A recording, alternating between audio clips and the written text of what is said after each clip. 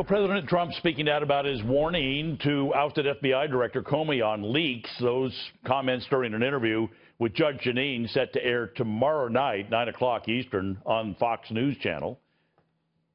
What about the idea that in a tweet you said that there might be tape recordings? Well, that I can't talk about. I won't talk about that. All I want is for Comey to be honest, and I hope he will be, and I'm sure he will be, I hope.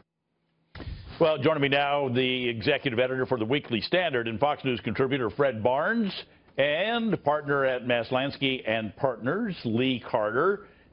Start with you, Lee. I saw you when you came into the building. You walked into the green room. I was kind of behind you. You didn't know I was there. And you looked at everybody in the green room and you went, "What a week!" And I thought, yeah, pretty much. Where do you want to start? This is the week where you say, thank God it's Friday, and that hopefully they can put this all behind them. It's been a horrific week for the president and for his administration. This should be a week where we're talking about health care, where we're talking about tax reform. They had a plan. They're moving things forward. Health care. There was a vote on Friday. The Senate said they were going to revisit it. Let's move things forward. Aetna dropped out of the health care exchange, and now what are we talking about? Russia, Comey. It's just total distraction, and they can't let it go. It's a shame, it's unfortunate, and we're going the wrong direction. Well, Fred, well, I mean, I agree. A week ago, we were talking about what a great week President Trump had. Right. So the ups and downs of politics. Well, he only has one person to blame for this being such a bad week, and that's himself. Look, he had every right to fire Comey, James Comey, the FBI director. It was not an abuse of power or anything like that. It was fine. But then he has to start elaborating on it. He has to undercut the rationale that he got from his aides, both at the Justice Department and then repeated by his press people. Now he's talking about, well, maybe their conversations were taped and so on. I mean, this is very destructive, and it makes it hard for others, other Republicans, for instance. But there is a way out, and that is to name a respected, professional FBI director. He needs to do that soon. There's a lot to choose from. He could pick a Democrat, but he needs to get it right.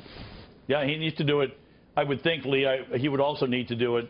You don't want to look like you're rushing it, but you got to kind of rush it, because if we're going to get back to talking about health care and tax bills and other things like that, better get this thing off the table. Well, I would have hoped if he was making this decision, and we know that he was thinking about it for a while. He had an interview with Maria Bartiromo earlier in April where he said it was something that he was considering. So you would hope that he has people under, that he might be thinking about putting out there and putting forth right away, and he's got to do it quickly, and it's got to be somebody who is really nonpartisan, who everybody can get behind, and we can start moving things forward. But, Fred, listen, a lot of the people that are really solid supporters of the president, they aren't moving 1 ounce on any of this. They love the battle with the media. They love the battle with the Democrats.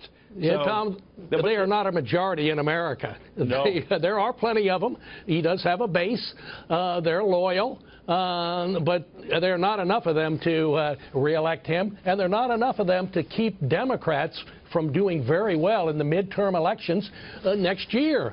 The president has to start thinking about that, because they're so important. Because if Democrats win, say, the House of Representatives, and they certainly have a chance to do that, he will find that being president is a lot harder than it is today. Democrats. So handicap it for me, Fred. Tell me, what are the chances of an Obamacare repeal, replace, repair, whatever you want to call it? What's the chances of getting that legislation done this year?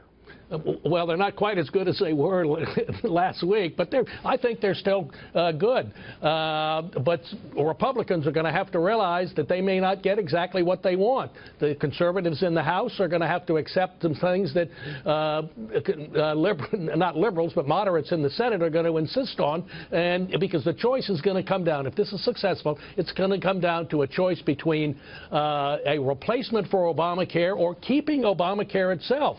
And so I think that should be an easy vote, but I thought some of these other things were. Let me get Lee to handicap this. What do you think? The chances of getting this done?